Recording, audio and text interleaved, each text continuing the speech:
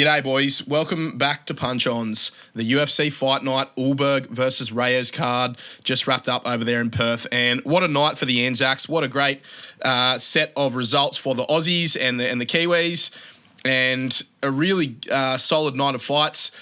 Great night of picks for me. I went 10-2, but unfortunately the main event curse is real and we dropped another main event. But I'm not going to complain too much because everything else pretty much hit. The lock of the week hit. The dog of the week hit.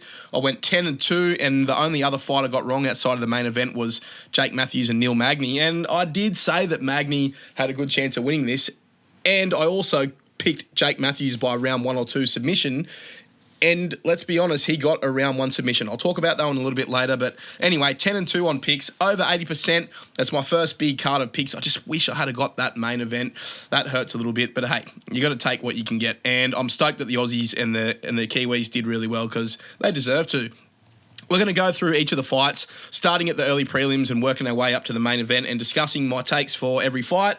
I'll try and move a bit more quickly on this one because I've taken a lot of notes, but I'll do my best to get through the earlier, like the less important fights a bit more quickly. But I still want to give you my takes for each of the fights because I think I called this card really well. I was doing really well. I was 100% and picking pretty accurately up until the Jake Matthews fight. So anyway, let's get into it. The first fight on the card was Loma Lookboonmee versus Alexia Thainara, I think they were calling her.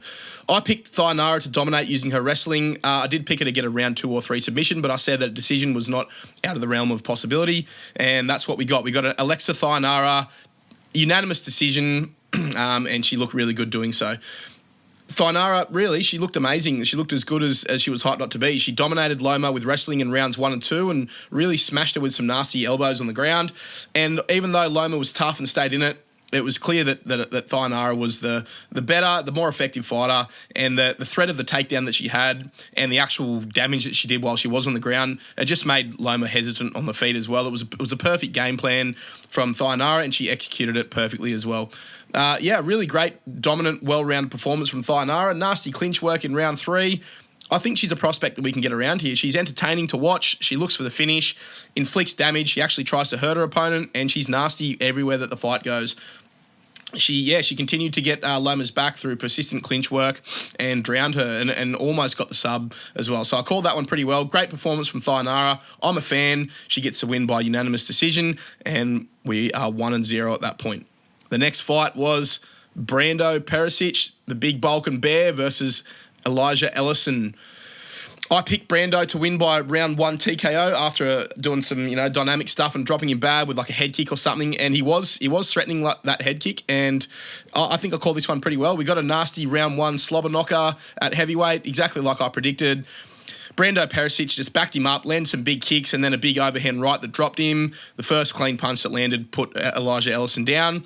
Elijah was just hanging on from there. He attempted some wrestling, which Brando did a good job to shut down effectively. Then Brando just started landing clinch elbows, and Ellison was copping so much damage that he just desperately tried to pull guard to change something, but that turned out to be a horrible decision. Brando just accepted it and pounded him out easily. I like Brando Pericic. He's got some good Ocker mic skills, bit of an uncut diamond. This guy, I like him. He's got a new fan in the Punch-Ons channel here.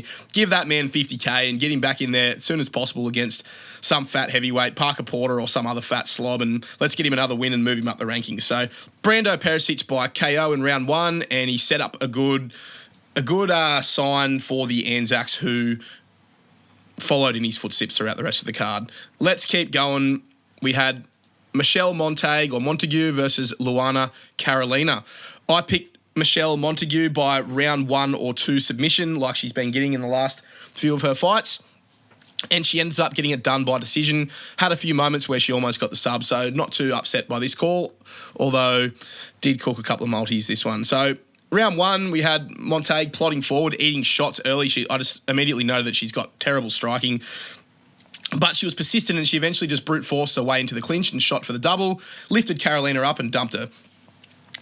Then Carolina actually split her from the bottom with a pretty decent elbow, and we had a bit of damage getting done by Carolina. So good job, Carolina, for being aggressive on the back, but Montague stayed on top. She really just kept working her ground control game, but landed nothing, and somehow almost got armbarred at the end of round 1 as well. So it was an awful first round for Montague, even though she was on top for most of the round, or for a good chunk of the round. I still gave that round to Luana Carolina, just by doing more damage and looking more threatening. Round 2, Montague just got countered by a soft shot immediately and got wobbled, but somehow as she got wobbled and kind of fell down, she had the wherewithal to fall onto Carolina's legs and ended up with a takedown. After that, Carolina landed a pretty nasty illegal up kick to the chin, and the ref just did not have a bar of it. He separated him straight away and took a point immediately. Interestingly, though, the ref did not put them back into the position that they were in, and Michelle Montague had a fairly dominant position at the time.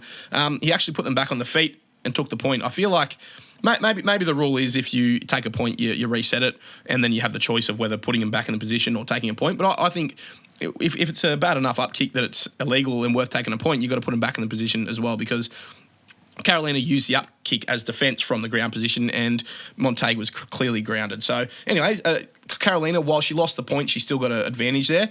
And it was a clear advantage because Montague was not having any success in the striking.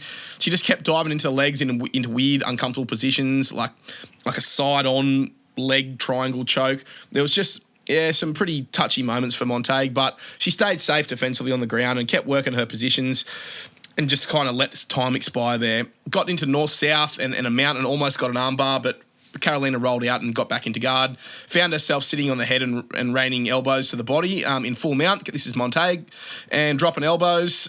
And then Carolina gives up her back briefly, and it was a big finish to the second round for Michelle Montague. It was a 10-8 because I gave it to Michelle Montague 10-9 plus with the point taken, but there is a possibility that it was a 10-7 because some people give women's MMA fights 10-8s a little bit more easily. So clear 19-18 for Montague going into the third because Carolina won round 1, but she lost round 2 by 2 points.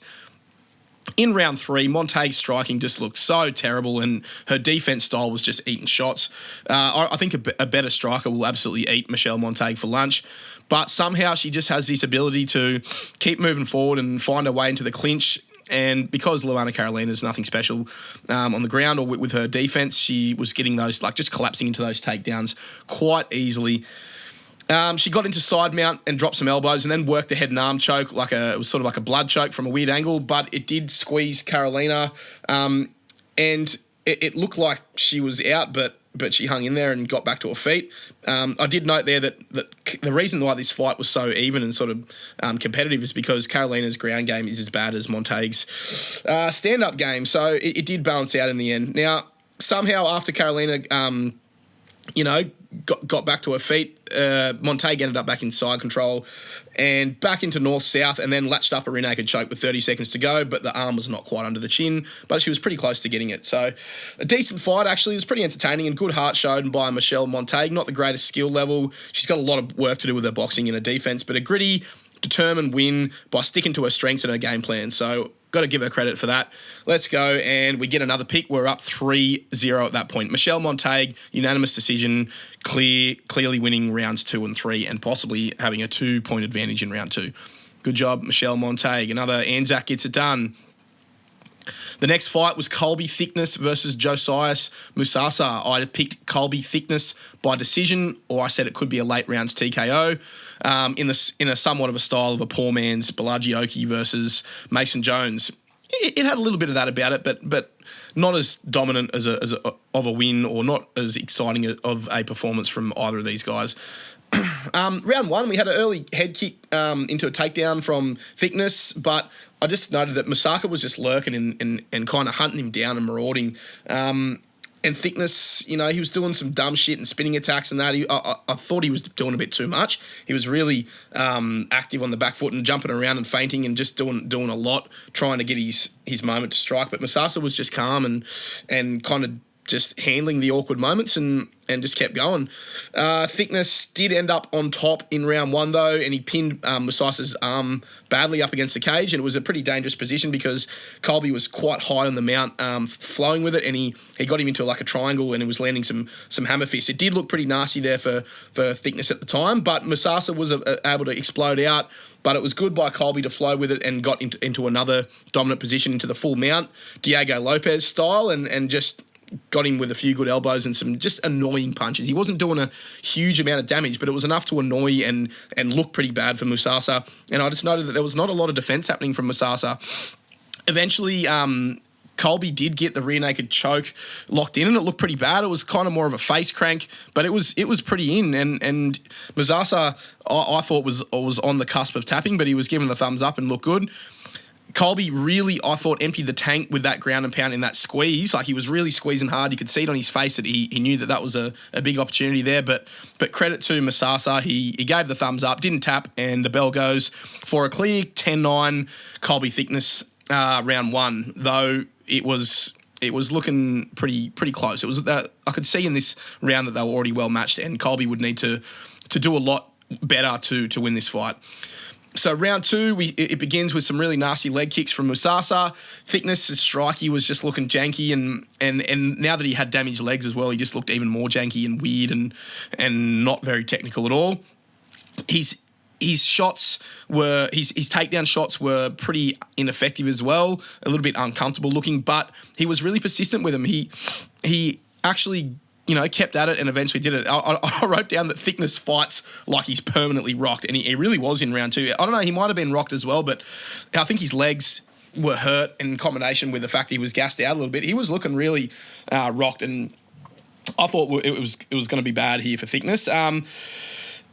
Because Musasa started hunting him down and landed big shots, and Colby was getting more and more desperate with his takedowns. He ate a whole bunch of good shots until he finally kind of dived for the legs and got a low double leg shot where he held Musasa in a bit of a stalemate against the cage for a minute or so before Musasa actually got his back as well. So it was really going downhill at the start of round two for Colby and turning into like a grimy, gritty, clinch-heavy, exhausting style of fight, which it was in hindsight was good for Colby. If he had kept staying out in the open and trading with Musasa in round two while he was a bit rocked and gassed, he probably would have got knocked out. So he did well to just work the clinch and keep it in his wheelhouse for the remainder of the round. But he was split multiple times. Musasa's striking was clearly more effective, and he had blood. Thicknesse had blood pouring from the nose, and he's actually cut on the leg as well. So I gave that a clear 10-9 to Josias Musasa, and I thought it was trending in a pretty bad direction. I thought it was anyone's fight in the third, but I thought Musasa had the ascendancy there in terms of optics. And yeah, so round three kicks off, and there's a minute of even kickboxing, and then a huge fight impacting dick kick lands from Colby Thicknesse. Or should I say Colby Dickness, Kickness, Thicknesse. He really felt Musasa's thickness there. I think it was as I said, I called it to be a poor man's Mason Jones versus Balaji Oki, but at that point I thought we were about to see a poor man's Zach Reyes versus Cedricus Dumas. Anyway, they got a couple of minutes rest, which was in hindsight pretty good for Colby because he was pretty gassed. I don't think his gas tank is all that good, but that dick kick's a great strategy for when you are gassed because you get a free couple of minutes. You might as well take that advantage, right? And it was quite funny because Josias Musasa I think he was telling the ref he needed to go to take a piss. Like, maybe kicked him so bad that he needed to piss, and the ref's going like, you can't pee right now, mate. You can't go for a piss right now in the middle of a fight. It's not happening. So that was pretty funny. I've never seen a guy try and go for a piss in the middle of a fight before. But anyway, the fight was back on, and Colby was still looking sloppy, but he got his breath back a bit. Musasa was just hunting again and landed some shots. Colby missing takedown attempts. It was looking like it was going the same way. But Colby, credit to him, he's persistent with his takedowns. He knows that that's where he wants the fight to be, or he knew it for this fight anyway, and he did the smart thing and just kept chain wrestling in the clinch, and finally got his takedown and got his way into mount into a top dominant position, landing shots. And he just did the smart thing. He knew that if he stayed there on top, the fight was pretty even to that point. If he could finish with another minute or two of just landing some shots and staying on top and keeping tight on top, then the judges would not have had. They didn't have a choice apart from to give it to Colby Thicknesse. So that's what he did. He just stayed heavy on top, landed a few. He did. Musasa, I guess his fight IQ.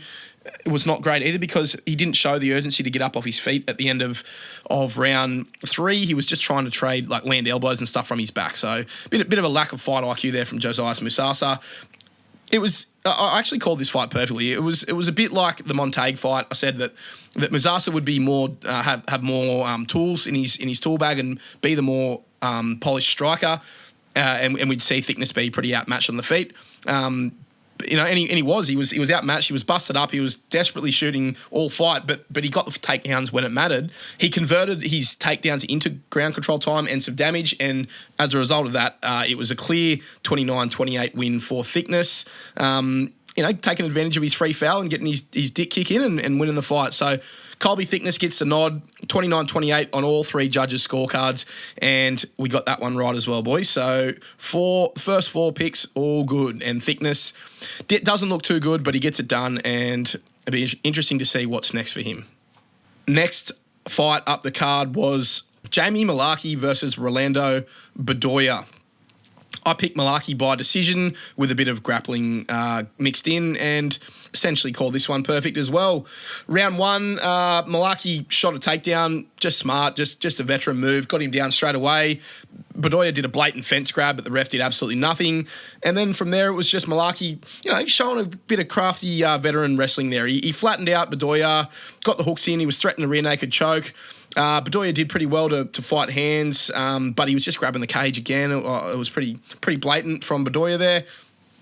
The body triangle from Mullarkey was really tight, and that's what allowed him to stay on there. He was working really hard, but it was great control. Like, Bedoya was doing the right things, but Mullarkey was working hard with his takedown. He had really deep hooks in, and Bedoya was doing some of the right things, but Mullarkey was rolling well. He had really good control and just kept getting his back. Every time Bedoya made an attempt to get up, Mullarkey would just flow with it, with that loose kind of grappling style.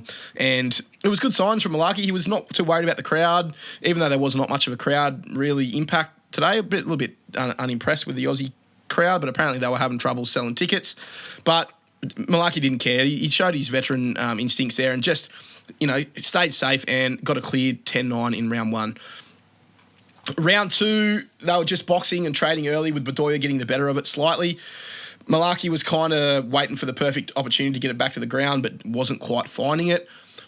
What the fuck was going on with Mullarkey's eyebrows, bro? I think he's got those crazy Grant Dawson sort of hunter eyebrows, but I think his corner was taking the piss and they completely lubed him up with Vaseline or whatever. And he just looked so funny. He had all these big poking out white chunks of Vaseline on top of his head. It was a very strange look, but I suppose Mullarkey's not in there. He's not winning any beauty contest, Mullarkey, anyway, so why not, be a bit weird with his fashion style. But anyway, nothing too much to report in round two. I just said Bedoya's really shit. A bit of grappling, bit of clinching.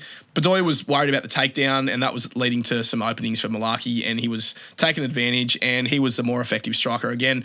I gave him round two as well, so I had him up 2018, and Bedoya needed a finish, and his corner agreed. He said, we need a finish here.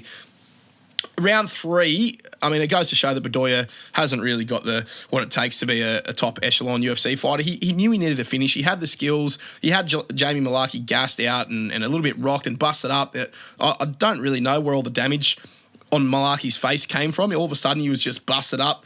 But Bedoya just wasn't able to do enough. He did land a few good shots this round. I did give round three clearly to Bedoya.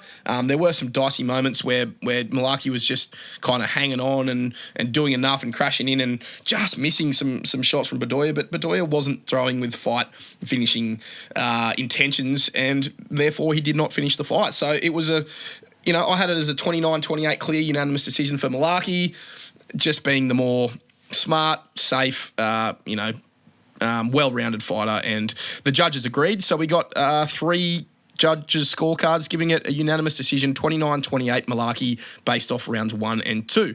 We got that one right too, boys. Hey, Cam Rowston. Here we go. I'm a big fan of this guy. Punch-On's Dog of the Week this week, and we finally get our first big Dog of the Week. And I was confident at this one. I nearly considered him for a lock as well, and it was pretty locky the way that he took care of Petroski. I don't know whether Petroski there was something wrong with him, but he didn't even look like he wanted to be there. I picked Cam Rowston by a round 1 or 2 ground-based finished. I said TKO or submission, and we got a round 1 TKO in pretty nasty fashion from Cam. I wasn't too sure at first what actually landed, but the replays did it well, and they showed it well, and it was a big, just shot on the temple, like a short shot in the temple, actually, not a big one, just a nice tight little shot that just landed on the temple of Petroski. Dropped him down. After he was looking good on the feet early as well, like Cam was landing some decent leg kicks and actually checking some of Petroski's kicks as well. And he landed a decent step in body knee as well. And Cam was the one that landed the first combination and a head kick, and that's, I think, what set Petroski downward a little bit. And after that, it was just that one shot, put him down. Petroski tried a little bit of to recover on the ground, and he went for an armbar, but Cam just followed, showed his composure and his wrestling, and just poured on some big elbows, and that was it. TKO round 1. I was pretty excited at that point. I was really keen to get this pick. It was a bit of a weird finish. Like at first, I didn't really see what dropped him, and then it looked like an early stoppage, but Petroski didn't protest. He was out. He was done. He felt the shot. It was clean on the temple, and fucking awesome result for Cam, Rowston, and for CKB, and for the whole team out here. The dog of the week cashes, and Rowston has a pretty sick moment on the mic as well. He shouts out, "Izzy, I'm the new dog in the yard." He didn't say it like that, but he was referencing that.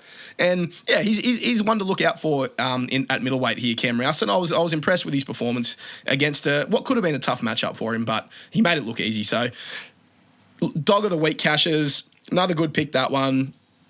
And then we had Navajo Stirling versus Rodolfo Bellato.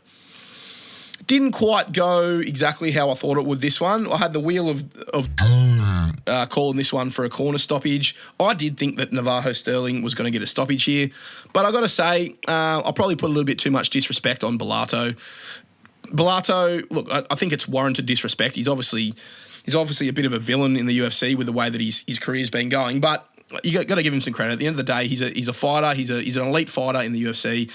He's a big boy. He's got power, and Navajo Stirling had to respect the power. Bellato did give him a few problems, but I also think that Navajo was pretty comfortable and in control of the entire fight. He never really looked too like he was too much of a risk of being finished. So good job, Stirling. It was, round 1.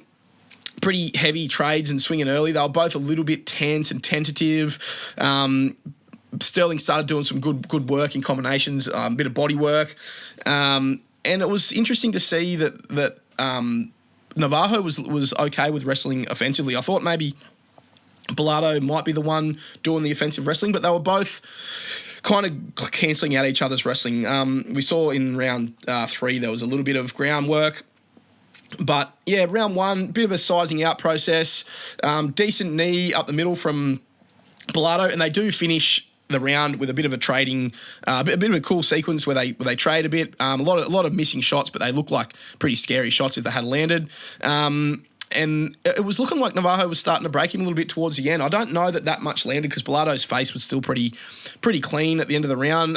But it was a solid round of striking, and they both looked threatening. I gave round 1 to Stirling. It was a fun round. Round 2, there was some head kicks landing early around the guard for Navajo Stirling. They were both continuing to throw fight-ending shots, but sort of missing just. Bellato, I think, sensed that and looked to clinch, and he was actually doing some decent elbows in the clinch and stuff. Bit of clinch work back and forth. Before there was a decent takedown from Stirling.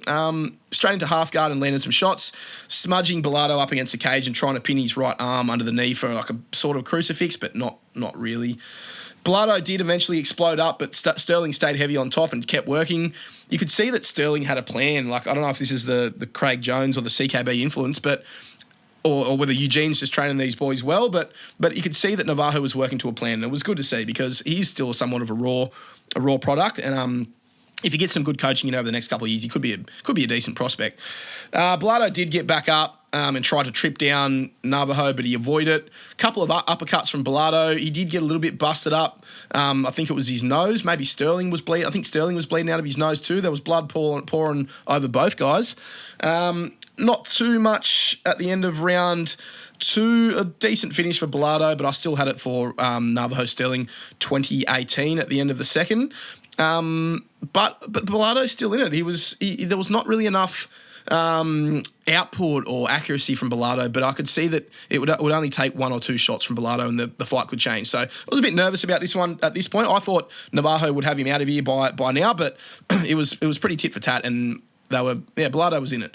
Round 3, Stirling just sticking the jab, staying safe. They clashed in together again, and I was really surprised they weren't headbutting. They were coming in, and there was a lot of opportunities where there could have been headbutts, but they somehow seemed to just keep avoiding each other's damage. Bit more clinching, bit of tie clinching, and some decent striking. Bellato was looking pretty easy to read. He's not the most versatile or multi-dimensional or multifaceted fighter. He was just doing the same thing: single punches, bit of clinch work. Bellato tried a double leg at one point and did actually get on Stirling's back, but Stirling just worked up easily, which is pretty good to see. Good signs. We know that the CKB boys have got pretty good takedown defence. Bit more trading, bit of sloppy clinch work from Bellato. He was wasting his time. I didn't really understand what his strategy was. I don't know whether he thought he was winning at the time. Obviously he did, because he had his hands up at the end of the fight, but I thought it was pretty clearly going Navajo Stirling's way the entire fight. Decent hook at the end. Bellato went for a spinning elbow and Navajo kind of timed it and landed a decent hook and a stiff straight right and body kick. Bellato did some stupid shit at the end and just clip farmed. Pretty shit, low IQ finish from Bellato, like we've come to expect from him. Not really that fantastic from Stirling either, but a solid performance for him. Crowd was fucking dead as fuck. I thought it was a funeral in there while this fight was on.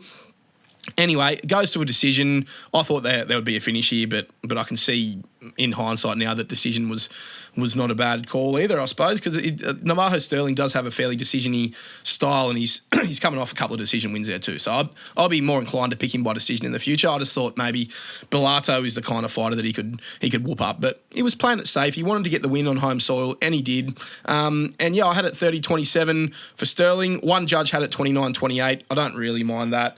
And Stirling gets it done, and we cash another lock of the week, boys. Let's go. We've got all of those so far. So if you're feeling like you want to get on some of this punch-ons action, you better start backing my locks of the week, because they are absolutely fire. Navajo Stirling, decent moment on the mic at the end. He called Ebo Aslan out and said he's dog shit and said he's going to whip his ass. That was pretty sick. I do want to see that fight. Sounds like there's a bit of bad blood there. So book that one next. Navajo Stirling versus Ebo Aslan. And if he gets another, decent looking, or if he gets a finish over Ebo Aslan, which he might do, then move him up into that. Look for a top 15 opponent, I reckon. So Navajo Stirling, lock of the week cashes, and we're still 100% on the card at this point. All right, moving up the card to the main card now, and the opener. Great performance, this one from Big Train Tom Nolan. I picked Tom Nolan to win by decision or a late rounds TKO, and he gets a round 1 submission. Who saw that one coming? I don't know. It was a club and sub though. It was kind of a TKO as well. But hey, he showed a well-rounded skill set here. And it was a sick 1-round fight. It went almost to the end of round 1, and Campbell was, there's no hype lost on Charlie Campbell here. I really like his style. He's entertaining, and he's ready to go to war, and that's what we got for 1 round, for 4 minutes in this fight. Round 1, they start trading on the feet. Nolan was throwing and landing some good body kicks from a long way away. He was really trying to establish that kind of range and reachy style of fight. Charlie Campbell landed a couple of good hard leg kicks as well, and then he landed a huge left hand that sat down Tom Nolan very early in the fight. And I was thinking, here we go. Here's this power from Charlie Campbell that I'm talking about, and I don't know if Tom Nolan's chin is all that good. But Charlie Campbell just obviously didn't want a bar of Tom Nolan's grappling, because he let him straight back up.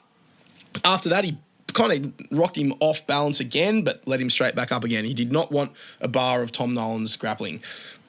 After that, Tom Nolan was, he wasn't completely out. He was, I think definitely the second shot was a little bit off balance, but the first one somewhat was as well. So he's still in it. He's looking decent. He's looking dangerous, but I was a bit worried about that chin. He did have his nose busted as well. At one point, Nolan did the funniest leg kick check I've ever seen, where he literally did a karate jump kick, jumped as he kicked his legs and just took the pressure off his leg and it just sent it loose and it check the kick. It was really weird. I'd never seen that, like a jumping leg kick check. I don't know if that's what he was trying to do, but it looked pretty funny, and it actually kind of worked. And they got to work after that, these boys. They started scrapping. They were both landing good shots. I was getting hyped for this fight, because Nolan was getting hit but not going away, and he was landing his own as well and looking for that elbow, while Campbell sort of looked for those harder straight shots. Both throwing with fight finishing intent, both trying to get each other out of there. Nolan landed and hurt him as well, so there was a little bit of damage being done by Nolan too. Back and forth they go, and then Nolan rocks him again, drops him, gets him into the clinch and lands some nice short shots. Down goes Charlie Campbell. Nolan gets the hooks in the back, under the chin, and gets a huge submission win in front of the Aussie crowds. And this one got the card kicked off just nicely. Big train, Tommy Nolan gets it done in round 1 after a sick war. Crazy fight. I can't quite give this one justice. It was just a good, scrappy, back and forth, trading, striking fight, and then it was over as quickly as it started. Tommy Nolan gets his moment. He outdogs Charlie Campbell, which surprised me. I know that Charlie Campbell is a dog himself, but he did get outdogged a bit there. And at the first sign of a bit of adversity, he was done and tapping. There was a sneaky little spinning body kick that changed this fight. I didn't even see it at the time, but they showed it again on the commentary on the replay, and it was nasty. It was sort of like a Max Holloway spinning body kick that he landed on Justin Gaethje that changed their fight, except that one landed to the head. So, but you know what I mean. Max Holloway's famous kind of spinning body kick is what Tom Nolan landed, and that was, I think that knocked the wind out of Campbell, and that's why he was quick to kind of not quit, but go down when at the first sign of pressure. I think he was still winded from that body kick. So, round 1, nasty rear naked choke from Tom Nolan. His knee got really badly swollen up and had a huge hematoma on it. So, that might put him out for a while. I think he said he wants to have a bit of time off anyway and fight next year. So, February, put him in that Sydney card or that other Aussie card that's coming up in February. And, yeah, keen to see what Tommy Nolan's got for us next. So, another good pick, that one. I was on the fence for that one, though. I was not too sure about how that one would go. And Tom Nolan by submission was not my pick, but I did pick Tom Nolan. And another good pick, boys. The whole card had been predicted basically perfectly up to that point. And then we had this fight. Jake Matthews versus Neil Magny. Dude, very annoying result of this one. Look, I was pretty close to picking Magny, to be honest. I did my typical signature move where I explain why one guy's going to win and then pick the other guy, just like I did in the main event as well, and last week and the week before. Anyways, Jake Matthews, Neil Magny. I picked Jake Matthews by finish in round 1 or 2, and I was leaning towards submission. Come on, that pick's not too bad. That pick is not too bad. At the end of round 1, after a pretty good round from Jake Matthews, where he was landing some good stuff and looking dangerous, he had a one-arm mounted guillotine. I think that was the actual finishing, the supposed finishing sequence. He got a one-arm mounted guillotine that got really, really tight, and as he rolled over towards the end, he had Magny in it, and Magny's arm was flopping out, and it did start to flop in a bit of a telling kind of way right at the end of the round. And look, the ref comes over and waves it off. He didn't do his actual hand waving thing, but he said stop. I'm pretty sure he said he's out, and he pulled Jake Matthews off Neil Magny at least a second or two before the horn went. And when they went and showed it back, you could see that it was 2 seconds before the bell. 2 seconds, a whole 2 seconds, maybe even more. So I think Jake Matthews has got the right to feel really pissed off here. I wouldn't be too surprised if this got overturned to a no contest or something, because Matthews, what's he supposed to do there? He has him in a fight finishing sequence. He does what he needs to do. The ref calls the fight off before the end of the bell. Clearly the bell hasn't gone. I think Jake Matthews has got a right to feel a little bit pissed off here. Now, he shouldn't have lost the fight anyway, but he did, and this moment, it changed the fight completely. I'm a little bit annoyed about that one because it ruined a perfect card of predictions. Obviously, the main event, I cooked it anyway, but this was the only other fight I got wrong. And did I really get it wrong? I guess I did. I'm not going to get too upset about it, but yeah, a bit of a funny one, this one. Round 3, obviously round 2, I had it a clear round from Jake Matthews. He actually looked really good in round 2. That was probably his best round. Probably not a 10-8 though, because there wasn't a lot of damage landed, but he had a very dominant round, and it was it was trending in a very good direction for Jake Matthews, even after we had that moment at the end of round 1. Round 3, they're trading punches early, and Magny just started doing his crafty little thing where he would just clinch up and bring the fight into his world, and it was just a typical Neil Magny style of thing. And this is what I said he could do, where Magny gets chinned by big, heavy punches and up-and-coming guys with like young guys with a lot of power. But Jake Matthews is not one of those guys. He's really just a steady, well-rounded guy who's good everywhere, who can do a little bit of everything. But he just doesn't have immediate fight-finishing, threatening power or technique to where Magny's going to be really worried. Like, obviously, he had the ability to get Magny out of there because he did.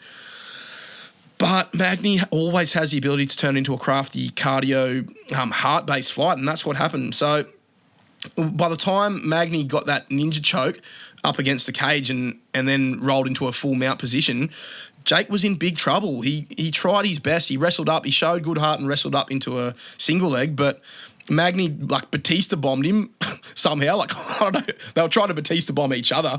And then he was back on top and looking for that Darce choke. I think it was a Darce choke.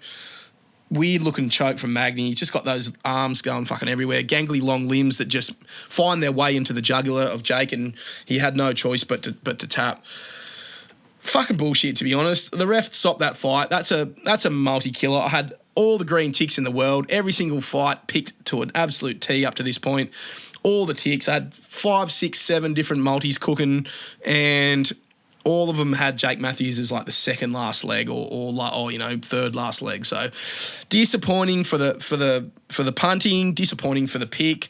Not too worried about it in terms of the pick because I kind of got it right logic wise, but a little bit annoying for the channel, and pissed off that ref basically fucked up. I wouldn't have minded it too bad if the ref let it go to the end of the round. I don't think Magny was out. He was straight out, straight back up. But if you're going to stop the fight 2 seconds before the bell, it's you've stopped the fight. Yeah, so Magny wins by submission in round 3.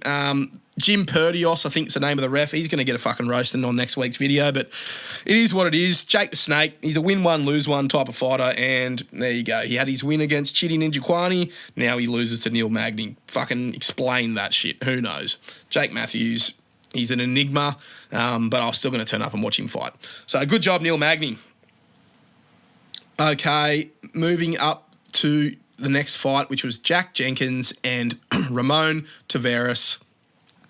I picked Jack Jenkins by TKO or decision. I thought he would get a leg kick or a body kick TKO. But credit to Tavares, he was tough enough to last through some pretty heavy shots from Jack Jenkins. Probably not his most nasty performance, Jack, but you could tell he wanted the win. He broke down at the end of the fight when he got his hand raised and had a bit of a cry. So this one obviously meant a lot to him. So I think that's good. He used that emotion to fight in more of a smart way than a crazy way, and it was a good look for Jack Jenkins. He got it won in a pretty dominant decision. I had it 30-27.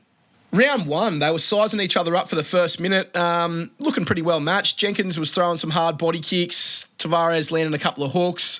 I was thinking that tattoo is just there to be aimed at. Jack, go for it. And he was throwing his kicks, but I was impressed that he was more so landing the body kicks, some really nasty body kicks, more so than that. He was obviously landing some good leg kicks too, but the body kicks were keeping Ramon Tavares at bay and really taking the wind out of him, I thought, and slowing his output down, which I thought he might do as well with the leg kicks. But yeah, called that pretty well. I said that Jenkins was looking a lot more kind of nuggety and stocky than he normally does. He looks like he's been hitting the weights and yeah, he's a nuggety little dude in that featherweight division. Bit of a Volkanovski sort of looking frame on him, to be honest. If he had a bald head, he'd probably look a fair bit like Volk. But play on. Yeah, I was starting to notice that Ramon Tavares was catching some of the kicks and looking to land that big overhand right. He did that quite a few times throughout this fight, so I was a little bit nervous about that. Tavares landed a bit of a dick kick, but Jenkins took it pretty well, play on. Then Jenkins started backing him up and pouring it on him and landing jabs and head kicks, another head kick, 3-piece combination. Tavares blocking a lot of stuff, but he was blocking the kicks, especially the body kicks with his left hand and like his left arm. And I thought it maybe that it was hurt. I didn't know if it was broken, but you could tell that he was holding that left hand a little bit limp and not really throwing it as well. So the kicks from Jack Jenkins were obviously having some impact. And he had a clear round 1. I thought it was very clearly 10-9 Jenkins, and he was looking good. Round 2, Jack kind of getting backed up a little bit. I was surprised that Jack was doing a bit of dancing around and backing up, but I think that must be his style. More kicks from Jack, starting to sting him on. Good left-hand counters, though, coming from Tavares here and there. I was starting to get worried that Jack was getting a bit predictable, and Tavares was starting to get his reads on him. That was a real threat there, I thought, because Jack was doing the same thing over and over again, and Tavares was starting to react a little bit better. Then Tavares gets a big nut shot of his own. We had a little short break in the action there. Ref has a really hard warning to Tavares, which I kind of like. If you're going to do 2 nut shots in a round, you should lose a point. But the one warning was good enough. They went back to trading, and I thought that Tavares was doing a little bit better in this round. Thought that he was timing those overhand counters to the kicks a little bit better, and Jack was starting to slow down a little bit. Jack had a good, strong finish, though, to this round. He got like a trip out of nowhere, and ended up on top, landing a couple of shots. So the grappling edge at the end sort of pushed Jenkins over into winning that round. It was a very close round at that point, striking-wise, and I actually was sort of edging it for Tavares. What did he have? Yeah, he had a few more significant strikes. No, not as many significant strikes, but a few more total strikes landed. But the takedown at the end kind of made it pretty clear for Jack round 2. So I had it 20-18 for Jack going into the final round, but with Tavares still definitely in it. I did say this in my predictions. I said that Tavares is tough and it would take a lot to finish him. But I thought Jack would be able to do it, but he wasn't in the end. So round 3, Tavares still definitely in it, but Jack Jenkins 2 up. Hand fighting early. Jack's glove had some weird shit coming off it. There was like a flap. I've seen him stop fights before and cut them off, but they played on. Tavares landed some shots. Jack Jenkins showing a decent chin and taking it. Jack shot up against the cage and held it there for a bit, working on the double unders. Chain wrestles and tripped him out to get on top in half guard, with Jack pretty content to just stay chest to chest and landing a few rabbit punches. Goddard, gave him a bit of a, come on boys, hurried him up a little bit, tried to, get him to do a little bit more action, but I didn't think it was worthy of being stood up. I thought Goddard was just giving some gentle reminders to the boys, and they took those reminders and kept going. Tavares, worked his way back up to the cage and to his feet, and then Jack spun him back down and jumped on a rear naked choke. It was a pretty close.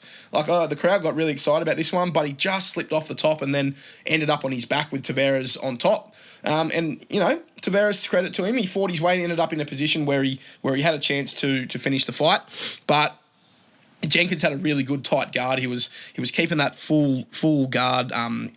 Locked his legs around the back, and he was using his arm to the back of Ramon Tavares' head to pull him closer, so that he couldn't posture up and so that he couldn't see where he was landing his shots. And that was a good adjustment from Jenkins there. I thought he did well defensively, and then he just used those big, bloody strong Aussie horse legs to kick Tavares off. Just made it look really easy. Just placed his feet on his hips and just kicked him halfway across the cage.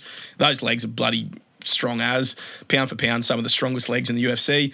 And that was good optics from Jack to get him off there at the end. I think if Tavares had have finished that round on top from that position, he could have won the round. But by the end, right at the end, Tavares tried to get another takedown, and Jenkins just read it, dropped down, and ended up on top and finished with some ground and pound. And he did enough to get it done, clearly. I had it 30-27 Jenkins. The judges agreed. I didn't quite hear what they had it, but they had a unanimous decision for Jack Jenkins. And Far Jack is back, baby. He's back. He got emotional on the mic afterwards. You could see it meant a lot to him. And it was a good moment. Stoked to see Jack Jenkins get the win, but credit to Ramon Tavares. He's tough. I'm pretty high on him as well. So good scrap, these boys. I had this one for the punch on of the night. Probably wasn't the most exciting fight of the night, but it was a good fight. It was a good, solid, fan-friendly, striking fight. Bit of wrestling mixed in, and a good win for the hometown boys. So we got that one right as well, and good job, Jack Jenkins. Then we had the co-main event of Jimmy Crute versus Ivan Erslan. Crute versus Erslan. I picked Jimmy Crute to wrestle fuck him into a submission in round 2 after a somewhat pathetic, pedestrian-looking round 1. or I said that there was a possibility that there'd be a pathetic-looking wrestling decision for Crute as well. But I did feel pretty confident here that Jimmy Crute would get this one done. Not confidence in Crute, but confidence that Urslan is not UFC caliber. And even though he showed some aggression and he looked okay, he clearly lost to Jimmy Crute, and in a pretty nasty fashion. Round one, it was a one-round fight. Urslan kind of throwing some combinations early, 1-2 leg kick, and he was throwing with intent, and he was throwing some heavy stuff. Crute took him well and landed a couple of his own leg kicks too. Immediately, I could see that Urslan was overthrowing with those hooks, and that the takedown was only it was bound to happen. It was an eventuality that Crute would time a takedown, and sure enough, straight away, Urslan overthrows a big hook. Crute times his takedown perfectly, gets on top, and then had the back, and it was welcome to Jimmy Crute's world of fighting. After that, it was all Crute from there. Crute, showed some really good control in this fight, some good jiu-jitsu. We already know that about Jimmy Crute. He's elite on the ground, just not really anywhere else. But he also has the ability to get it to the ground. And Urslan is too fucking dumb to realise that, and that he should be striking with him, and that he should be a little bit more composed and reserved in his striking so that Crute doesn't get easy takedowns. But hey, this is what we're dealing with here in the UFC, and this is why I couldn't pick even Urslan, because I know he's a big dumb dodo bird with power and with a chin, but you need to have strategy and some intelligence to win a fight, I believe. Not always, but at this level you kind of do. He just kept riding him. He just kept pushing him back down. Like, Urslan was trying to get up, but Crute just had he seemed like he was one step ahead. He was able to just keep rolling with him, flowing with him, being at the next position before Urslan knew where he was going to, and with the ability to just keep getting back onto the back and on top as Urslan was trying to scramble out. Crute ended up on the backpack looking for a rear naked choke, and he was balancing really well up against the cage. Urslan got wrist control and did just get on top briefly, and I was like, oh wait, what's going to happen here? And then Crute just brute forces his way back to the top, sinks in the hook, starts landing some ground and pound, and then gets the weirdest fucking tap you've ever seen in your life, where he just basically looked like he was trying to rip Ivan Urslan's head off his shoulders. Like, literally just put his fingers up underneath his chin and just fucking tried to wrench his head off. It was like a Boston crab thing, It was crazy. I didn't even really see what happened at first. I thought it was just a pussy little tap from Urslan, but when they showed it on the replay, it was a really nasty looking like neck crank choke thing, and he just had the hooks in so deep that he was able to get the leverage and the torque on the upper half of his body, and he just used him like a lever and cranked it so hard that he's probably his jaw was going to pop, or he was going to rip his bloody jugular out of his head or something if he didn't tap. So a really nasty like panic tap from Urslan. It looked like it was really painful. I did not know you could get subbed like that, but there you go. That's a new one. And Jimmy Crute, he's got some nasty ways of getting fights done on the ground. Did a sick backflip, almost fucking hurt himself bad. He did like a Benson Henderson. What is it? A Showtime kick off the cage into a backflip. So pretty athletic there from Jimmy Crute. He's nasty on the ground if you let him get it there. Poor fight IQ from Urslan, but good win from Jimmy Crute. He gets it done by neck crank submission in round one, and has a pretty fun interview afterwards as well. That's the co-main done. Yeah, that was the co-main. Not the greatest, stack fight card, but good to see some finishes. On the main card, we had a submission, decision, submission, and then a big KO in the main event. Let's talk about this main event. Not really much to talk about here, let's be honest. I picked Reyes on a complete fluky vibe style of logic. I did my just vintage, becoming my trademark move of gushing over the opponent and telling everyone why I think he'll win, and then picking the other guy. It's just seems to be what we do here on Punch On. So we did it again. We kept our anti-main event streak alive, because we picked Reyes by round 2 or 3 TKO with a straight right. I don't even have much to say about this. I took some notes about there's more notes from before the fight really than the fight. So I said, Ulberg came into the cage and did a gay little cartwheel and a karate kick. And I said he's getting chinned. Obviously, that's not much logic in that. But it was it was a pretty interesting entry to the octagon from Ulberg. really hype intro from Joe Martinez. You got to give him a bit of credit. He's always been the Bruce Buffer's like fill-in and second to Bruce Buffer. But I like Joe Martinez, man. I think Bruce Buffer's stick's getting a little bit old, just shouting, "It's time," every single fight. I reckon Martinez has got a little bit more diversity in him, a little bit more range, and I like that he does the Spanish introductions in their home language. You know, when he introduces the Brazilian fighters or the Hispanic fighters, and he did his own little signature spin on it here too. He did the Aussie and got a big pop from the crowd. So respect Joe Martinez. I like him. Reyes was looking fat and chunky. I wasn't feeling very good about this pick at all. Even though Ulberg did his little karate kick, I could still see that he was looking locked in. He was looking in way better shape than Reyes, and sometimes that isn't always what happens. Like that's not the biggest indicator of how the fight's going to go. But sadly, it was in this one. Ulberg was just on his bike. They're in opposite stances with Reyes in southpaw. I thought it was going to be Ulberg on his bike going backwards, but he was actually on his bike going forwards, and it was Reyes the one that was getting back. There was just a clear power advantage and striking technicality advantage from the go. And as soon as they started striking, I thought that I was in trouble with this pick here. So Ulberg landed the first one too, and Dom kind of ate it, but he didn't like it. I could see that his eyes were a little bit widened after that first couple of shots. Big straight left from Ulberg, snapped Reyes' head back. Reyes was just trying to get this head kick. It looked like he didn't even have a plan. He was just throwing a head kick out there with no setup and no conditioning at all. Just kept throwing a big loose head kick. Couple of them went over the top of his head. Couple missed by a mile. And I was just thinking, this is an Ulberg style of fight. It's an Ulberg patient, rangy, striking fight where he's going to find his mark, and then boom, there it was. Didn't take long at all. Couple of minutes into the fight, a huge 1-2 from the Black Jag. Down goes Reyes. Fucking lands a pretty nasty follow up on the ground. Slept him bad, and Reyes has no idea where he is. There was a sick little combo from Ulberg. It looked really tight and technical, and just looked like he was just having a sparring session. His eyes were really wide. He looked like he was locked in, and the left hook overhand, right both landed clean and just spun Reyes' jaw back and put him down bad. So the punch-ons main event curse continues. Sadly, we are still yet to pick up a main event, but I'm not going to get too upset about this card. I picked them well. Put a lot of faith in the Aussies and in the Anzacs.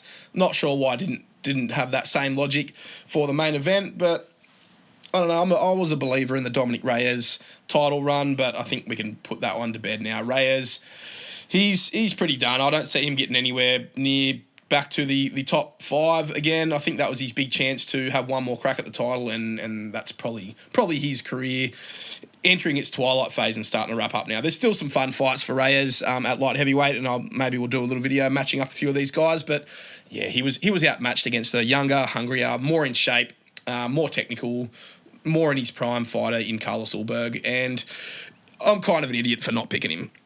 I was trying to get a big comeback moment. I needed something special, and I thought maybe Reyes was going to do it. But in hindsight, that's probably my worst main event pick I've had so far. So we'll keep working on it. We'll be back, boys. We'll get the next one. We got a big card next weekend. I'm keen to do well on picks in that too and get a bit of a run together. So yeah, big win by Carlos Ulberg. He has a good interview at the end. He's just a calm, chill kind of guy. I do like Ulberg. I liked his reference to Yuri Prohaska at the end too. He's like, "I'm coming." I don't know if he's angling to try and fight Yuri. I'm pretty sure he's going to want to go and fight the winner of Ankalaev Pereira. But I guess if you think about that, there's a bit of a queue forming at light heavyweight here as well. Maybe that reference was more in order to take on the winner of Yuri and Khalil, because I think if Khalil or Yuri win that fight, we're going to have a bit of a showdown at the top of the division for light heavyweight. So maybe Ulberg's angling towards the winner of that for a pure number one contender fight. But I feel like Ulberg nearly deserves to fight anyway. But maybe not. It's only Dominic Reyes. So yeah, we'll see what happens with the light heavyweight division. Good to have a couple of people back in the mix at least. And that was about it. Overall, it was a decent card, despite the bit of a letdown of the main event. I called it to be. I said that pre-fight, I said that this was about a 6.5 out of 10 card. That's the score I'm giving it. I think it adequately delivered on what it promised. Good to see the Aussies getting a good result. That maybe bumped it up a little bit. But yeah, nothing special. Main event was pretty shit, to be honest. 6.5 out of 10 is my overall post-fight rating for the card. I went 10-2 on picks. That's my best week of picks yet. The only fights I missed were Neil Magny, which is kind of bullshit, so I'm almost half tempted to take that one, but I won't. And then obviously the main event. So a little bit sad of a finish after a really strong start to the predictions. But hey, we're not going to complain about 10-2 on picks. Although I do think a lot of people would have done pretty good. But I got a few good underdogs as well. I got Cam Rowston as an underdog as my dog of the week, and a couple other good ones too. All right, boys. That's it for the week of content for the UFC Perth card. I had a lot of fun this week making my prediction videos, making my greatest Aussie cards of all time, rating each of the fighters. It was just a good fun week of content, and I'm keen to have a few more like that. We've got a big run of cards coming up now, starting with Ankalaev versus Pereira 2 next week. So I'll have plenty of content for that, and I'm looking forward to getting that stuff out this week. So that's it from Punch-Ons for the UFC Perth card, boys. Signing out, and I hope you enjoyed the content this week. I'll see you boys on the next ones. Punch on.